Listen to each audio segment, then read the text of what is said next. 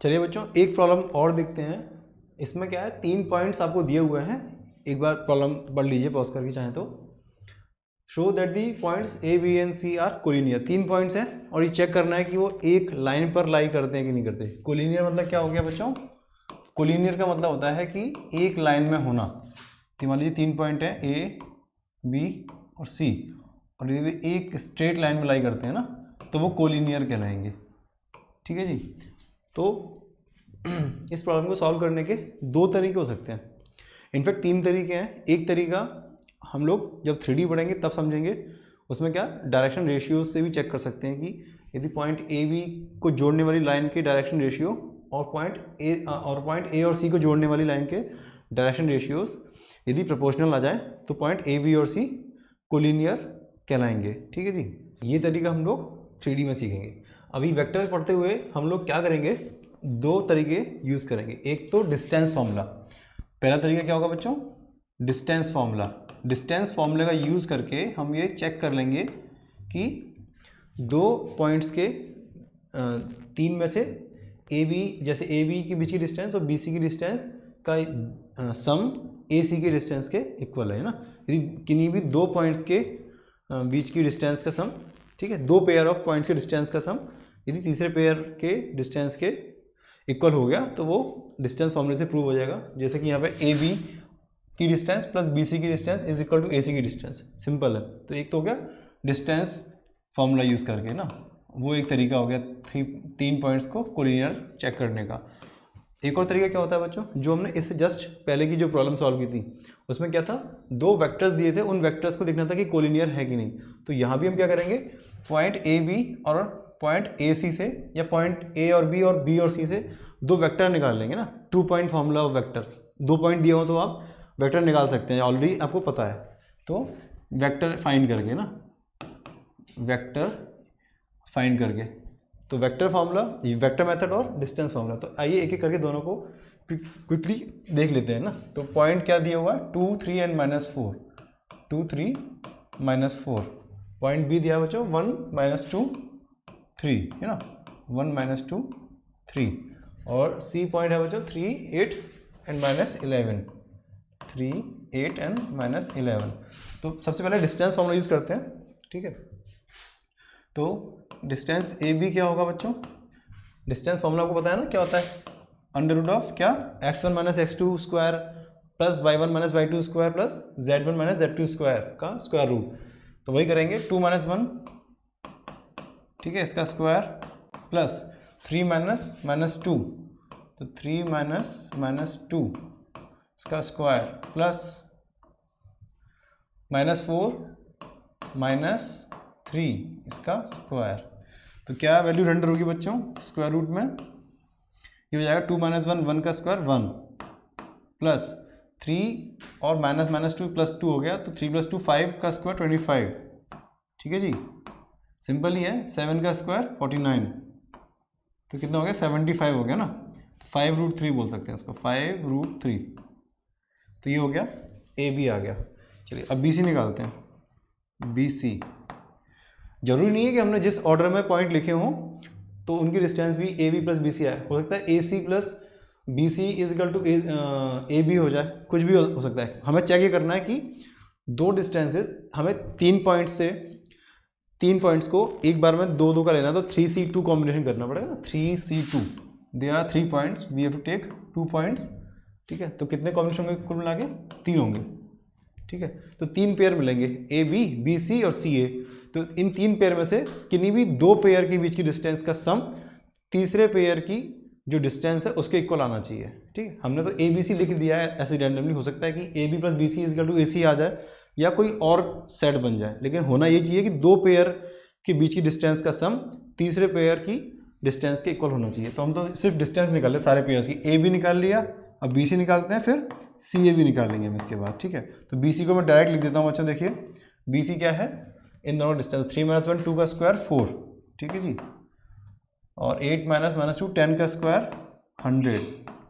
चलिए -11 और -3, तो -14 का स्क्वायर 196। ठीक है, ये हो गया 300। तो 300 मतलब हो गया 10√3। ठीक है जी, ये आ गई बी सी। सिमिलरली सी ए क्या होगा बच्चों? 3 और 2 1 का स्क्वायर 1, 8 एंड -3 5 का स्क्वायर 25, और -11 -4 का डिफरेंस -7 उसका स्क्वायर 49, तो ये बन गया 5√3। ठीक है जी। तो क्या मालूम चल गया कि 5√3 this plus 5√3 this is equal to 10√3। तो क्या हो गया, ये पॉइंट कोलिनियर प्रूव हो गए। ठीक है, तो क्या आया AB प्लस CA। ठीक है, इसका मतलब A जो है सबसे लेंथ डिस्टेंस आ रही BC की, तो B और C फारदेस्ट होंगे। तो एक्चुअली पॉइंट किस तरीके से है, ये B है, यहाँ कहीं C है और बीच में A है। ठीक है जी, कि BC की डिस्टेंस कितनी आ रही है बच्चों, 10√3। तो सबसे लंबा आ रहा है BC 10√3। ये मैं आपको समझाने के लिए कर रहा हूँ। ठीक है, एग्जाम में आपको ये नहीं करना, एग्जाम में आपको लिखना है कि using distance formula AB is equal to this, distance से फॉर्मूला लिख देंगे एक बार। Distance between 2 points is √(x1), suppose A and B are x1 x2, मतलब अब पॉइंट A के coordinate x1 y1 z1, point B के कोऑर्डिनेट x2 y2 z2 लिख के डिस्टेंस फॉर्मूला लिखेंगे एक बार। फिर ये डिस्टेंस फॉर्मूला आके आप तीनों डिस्टेंस निकालेंगे।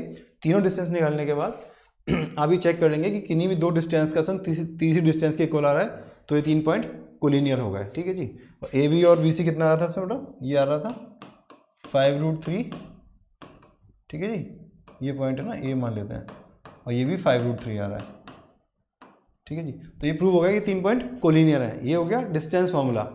अब बच्चों देखते हैं नेक्स्ट वेक्टर तरीके से, जैसे वेक्टर कैसे निकालेंगे। देखिए सेकंड तरीका क्या है, वेक्टर निकालना। तो AB वेक्टर क्या होगा, position vector of point B minus position vector of point A। ये हम कई बार कर चुके हैं ना, A से B तक जा रहा है वेक्टर, तो फाइनल पॉइंट हो गया B, इनिशियल पॉइंट है A, तो फाइनल माइनस इनिशियल वाला लॉजिक लग जाएगा। तो पोजीशन वेक्टर ऑफ B क्या होगा, I - 2j + 3k, I - 2j + 3k, है ना। कैप बोल नहीं रहा हूँ मैं, लेकिन अंडरस्टूड है, वो कैप है ना, I cap J cap and 3 k cap, minus A का है 2 3 -4, तो 2I cap 3j cap -4 k cap. ये बच्चों हम क्या करने वाले हैं, AB वेक्टर निकालने वाले हैं ना। तो AB वेक्टर क्या निकल के आ गया बच्चों, ये हो गया -I कैप, ये हो गया -5j कैप।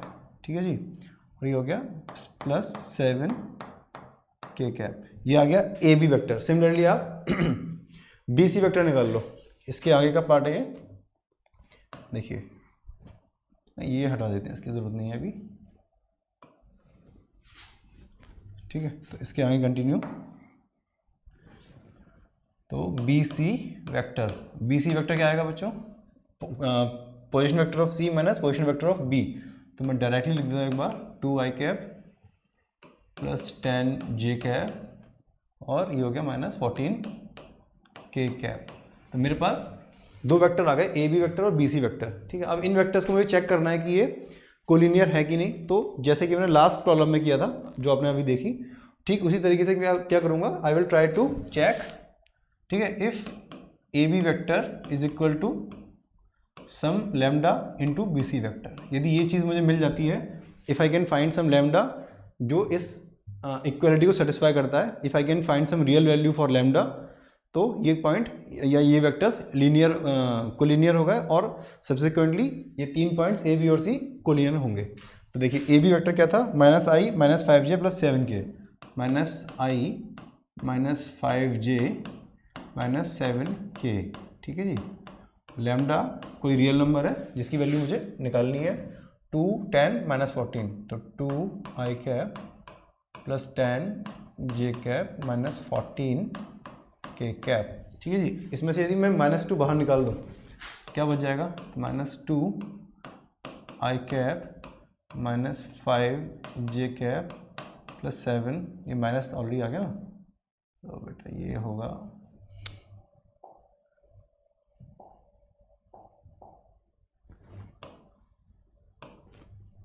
ठीक है जी, ये होगा -7k कैप। ठीक है जी, ठीक है जी, ये हो गया। तो 2 लैम्डा। ठीक है, तो इससे क्या मालूम चल गया कि लैम्डा की वैल्यू आ गई -2। ठीक है जी, सॉरी ये मैंने क्या किया, इसको मैंने कॉमन निकाला, इंटू लैम्डा भी आएगा नीचे, ये आ गया लैम्डा। तो बच्चों मुझे एक ऐसा लैम्डा निकालना है जो इसको सेटिस्फाई कर जाए। तो देखिए कंपेयर करूँगा x coordinate, y coordinate, z coordinate को, तो लेमडा की वैल्यू निकल के आ रही है -1/2, ठीक है। और ये वैल्यू वाई के लिए भी देखो, यहाँ लिखो कंपेयरिंग एक्स कंपोनेंट, ठीक है जी।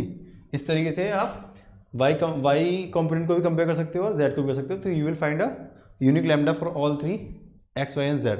तो इस तरीके से हम देख सकते हैं कि वेक्टर मेथड का यूज़ करके भी कि ये 3 पॉइंट्स कोलिनियर हैं, और डिस्टेंस फार्मूला भी कर सकते हैं। और 3D के अंदर जब हम जाएंगे तो 3 पॉइंट्स को कोलिनियर चेक करने के लिए हम डायरेक्शन रेशियोज यूज़ करेंगे, ठीक है बच्चों। तो ये तीनों चीज़ें आपको याद होंगी। तो ये स्पेसिफिक क्वेश्चन जनरली एक बार एक आध साल छोड़ के आ ही जाता है कि कोलिनियरिटी चेक करने के लिए 3 पॉइंट्स की। बहुत इजी है, एकदम पके पकाए नंबर होते हैं, कोई मुश्किल काम नहीं है। सबसे इजी मैं कहूँगा कि बच्चों आप डिस्टेंस फार्मूला यूज़ कर लो। यदि ज़्यादा कन्फ्यूजन हो रही है इस लैम्डा मेथड समझने में, तो डिस्टेंस फार्मूला एकदम सबसे ईजी तरीका है आपके लिए सॉल्व करने का।